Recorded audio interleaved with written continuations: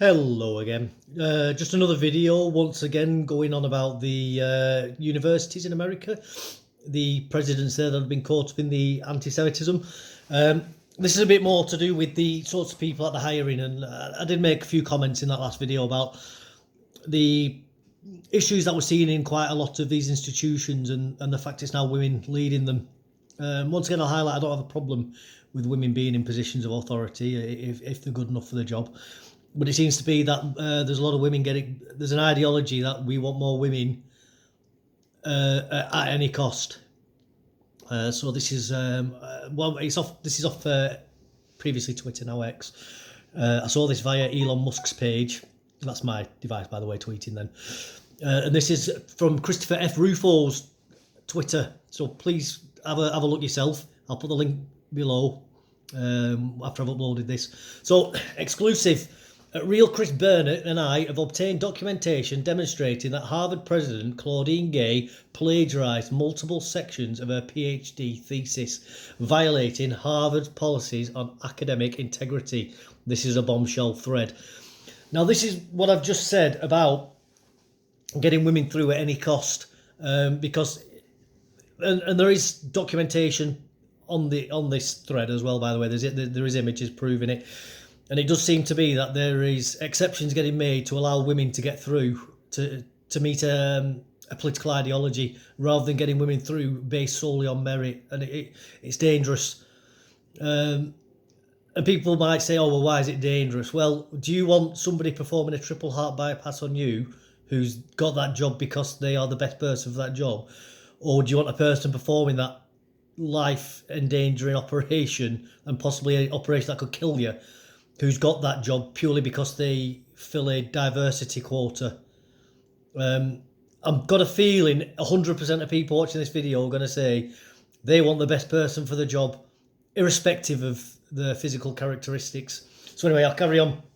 First, Gay lifts an entire paragraph, nearly verbatim, from a paper by Lawrence Bobo and Franklin Gilliams, while passing it off as her own, paraphrasing the language.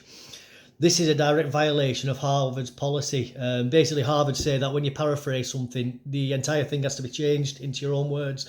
You can't just chop and change a couple of words here and there and say it's paraphrasing. So they're very specific on that, and she hasn't done that. Picture evidence is provided.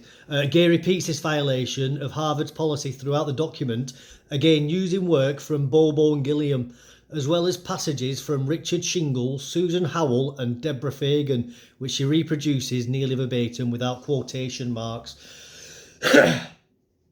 So again, by putting the quotation marks on there, that is showing that those aren't her words, and that she's inserting other people's work into there, which you could say, I suppose, is a grammar mistake, but when you're working at PhD level, you shouldn't be making basic mistakes like that.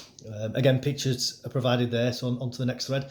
Second, Gay appears to lift material from scholar Carol Swain in one passage, summarising the distinction between descriptive representation and substantive representation. She copies the phrasing and language nearly verbatim from Swain's book, Black Faces, Black Interests.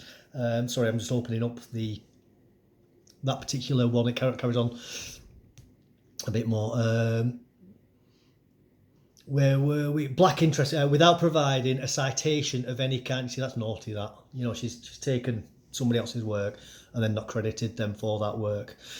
Gay's use of Swain's material is straightforward violation of the university's rules, which state that one must give credit to the author of the source material, either by placing the source material in quotation marks and providing clear citation, or by paraphrasing the source material and providing a clear citation, neither of which Gay followed.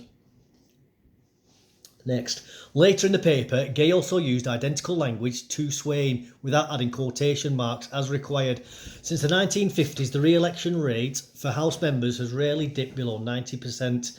Read Swain's book, which is the same, excepting an added comma to the language in Gay's dissertation. Since the he just repeats it, but with the slight addition. According to Harvard's rules, this would be a violation of the policy of inadequate paraphrase, which requires the verbatim language be placed in quotations. Again, picture provided. And this just goes on and on and on. I mean, there's just these flagrant violations of Harvard plagiarism policy, which states that students who commit plagiarism will suffer disciplinary action up to and including requirement to withdraw from the college. The same standard should apply to the university president. Again, he then provides a picture showing that rule from the Harvard's standards. I earned a master's degree from Harvard's night school, not nearly as prestigious as the graduate school, but if I had committed these kind of violations, I would have been expelled. As an alumnus, I'm calling on Claudine Gay to immediately resign from her position. And then he provides the full story, co-authored, about the plagiarism below, and then a PS after with the link to it. Please do go on Christopher Rufo's Twitter. I'll also put the link in for Christopher Rufo's article on this as well. Please go look at them, because obviously I'm plagiarising his work here by reading it to you, but just giving us some opinions on top of it. But I'm not trying to pass it off as my own. I'm making it very clear that it is his work. That's the difference between me and Claudine Gay, I guess. And then he puts a PS. I highly recommend that you follow Real Chris Brunet and subscribe to his Substack, which exposes fraud and manipulation in academia. Well, that's interesting to know. I'm probably going to follow that myself now, actually. I have sent repeated emails to President Gay's office and she has not responded. If she does, I will update the story with her comment. And then his final tweet on this, or X or whatever they're called now, is a link to the Constitutes Plagiarism Guidelines. Thanks for listening to that. Just a very quick video on this. Again, I think it shows the further issues in academia at the moment.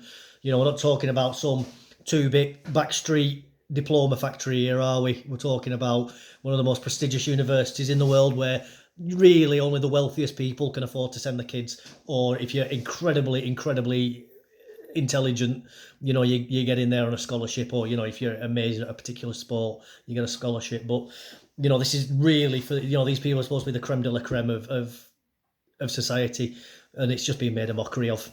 And it explains why these universities are just being run into the ground at the moment.